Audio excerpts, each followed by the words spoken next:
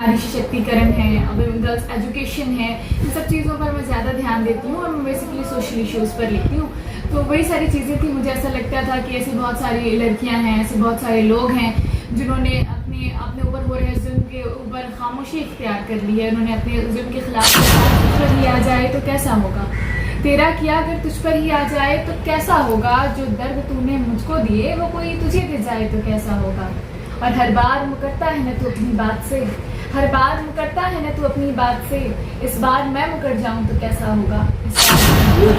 जज्बा जुनून कैसे मिला कि किताब लिखना शुरू करते हैं और 4 बुक 4 बुकें लिख चुकी हैं। देख सकते हैं आपका इधर पहला बुक है आपका जज्बा, दूसरा है मेरे हिस्सा की, थोड़ा पास दिखाइए, मेरे हिस्सा की कोशिश, तीसरा बुक है शाम और तन्हाई, और चौथा बुक है बेरुखी। तो 17 वर्ष का है, 17 वर्ष के होना, 4 बुक लिख देना, वर्ल्ड रिकॉर्ड्स में नाम, इंडिया वर्ल्ड बुक रिकॉर्ड्स में नाम। जो महसूस तो करते हैं पर किसी से कह नहीं पाते हैं, तो उन बातों को, उन लोगों की उन बातों को जो वो किसी से कह नहीं पाए, उन्हें लिखने की कोशिश की। शिक्षा वो शेरनी का दूध है जो जितना पिएगा उतना दहाड़ेगा। अभी मेरे बगल में सिवान की एक बिटिया है जो इस वक्त पूरे वर्ल्ड में चर्चा का विषय बनी हुई है। सिवान की है पूरे वर्ल्ड में। बता दें इनके बारे में, यही ये लड़की है जो 2023 में इंडिया बुक ऑफ रिकॉर्ड्स में नाम दर्ज कराती है, फिर 2024 में वर्ल्ड बुक ऑफ रिकॉर्ड्स में नाम दर्ज कराई हुई है। इसके अलावा ये जो बिटिया है 4 बुकें लिख चुकी हैं। देख सकते हैं आपका इधर पहला बुक है आपका जज्बा, दूसरा है मेरे हिस्सा की, थोड़ा पास दिखाइए, मेरे हिस्सा की कोशिश, तीसरा बुक है शाम और तन्हाई, और चौथा बुक है बेरुखी काव्य संग्रह। उम्र का बात करें तो महज 17 वर्ष की बिटिया है, 17 वर्ष की, और कहीं ना कहीं देखा जाए तो अपने मेहनत के बदौलत माता पिता गुरुजनों के आशीर्वाद से इस ऊंचाई पे पहुंच रही है, और आगे भी इनका देखा जाए तो फ्यूचर बेहतर होने वाला है। फिलहाल समय में स्वागत है। क्या कहिएगा, जो भी उपलब्धि आपको मिला हुआ है इसका श्रेय आप किसे देना चाहती है? ऑब्वियसली मेरी फैमिली को, मेरे पेरेंट्स, मेरी बहन को, क्योंकि हमेशा से उन लोगों का ही सपोर्ट रहा है, और मैं जो भी चीज़ करती आई हूँ उसमें सब पूरा सपोर्ट जो मेरी फैमिली का ही रहा है। आपका उम्र देखा जाए तो 17 वर्ष का है, 17 वर्ष के होना, 4 बुक लिख देना, वर्ल्ड रिकॉर्ड्स में नाम, इंडिया वर्ल्ड बुक रिकॉर्ड्स में नाम। हाँ, बेसिकली मैंने जब अपनी चौथी किताब निकाली थी जिसके लिए मेरा रिकॉर्ड बनाया, उस वक्त मेरी एज 15 साल 6 महीना ही थी, जिसके लिए मेरा रिकॉर्ड बनाया है। 2023 में मैंने निकाली थी अप्रैल में, उस वक्त मेरी एज 15 साल 6 महीना थी, और मैंने अपनी जो पहली किताब निकाली थी उस वक्त मेरी एज 12 साल से भी कम की थी, 11 साल 9 महीने की थी मैं। तो हाँ, ये मुझे देखकर बहुत खुशी होती है कि मैं अच्छा ये कर रही हूँ, परफॉर्म कर रही हूँ और अपने ख्वाबों को पूरा कर रही हूँ। कहाँ तक पढ़ी हुई है? अभी मैं 12th स्टैंडर्ड की स्टूडेंट हूँ। 12th के स्टूडेंट है, प्रिपरेशन में अभी।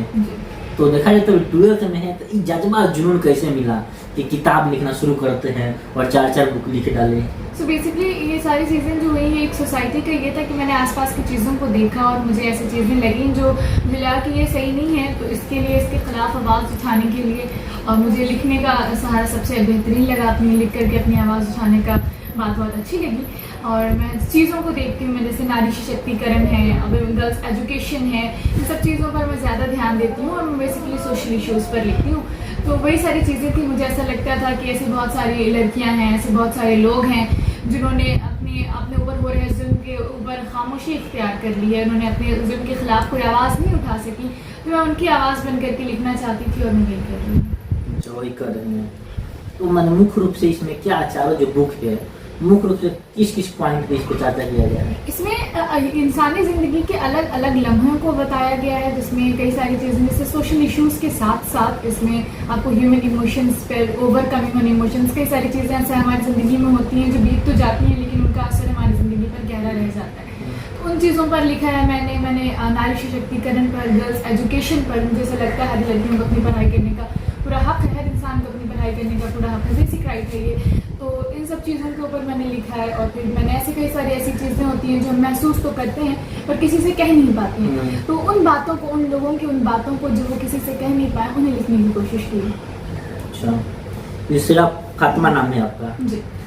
ये भी होता है कि शायद हम पढ़ उड़ के डीएम बनते, एसपी बनते, कोई अच्छा जॉब करते, तो फिर वो सारी चीज़ों को छोड़कर अभी आप 12th में हैं। अभी तो 12th में ही हूँ, अभी तो पढ़ाई की शुरुआत हुई है मेरी। तो फिर भी इसमें तो आपका वक्त लगता होगा ना, कम से कम मान जाहिर सी लीजिए बात है। और ऐसा किताब गलत लिखना एक चीज़ तो विद्वान नहीं- होता है ना।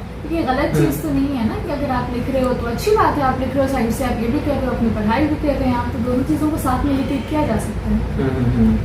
तो इसमें से कुछ आपका जो काव्य संग्रह है, चाहे कुछ शायरी वगैरह भी है, कुछ और बहुत पहले हुआ था, उस थोड़ा सा पब्लिक को सुनाया जाए। तो शेर था जो पहले बहुत वायरल हुआ था कि तेरा किया अगर तुझ पर ही आ जाए तो कैसा होगा, तेरा किया अगर तुझ पर ही आ जाए तो कैसा होगा, जो दर्द तूने मुझको दिए वो कोई तुझे दे जाए तो कैसा होगा।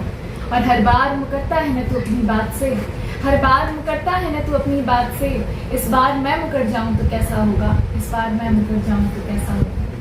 एक और चीज सुनाया जाए।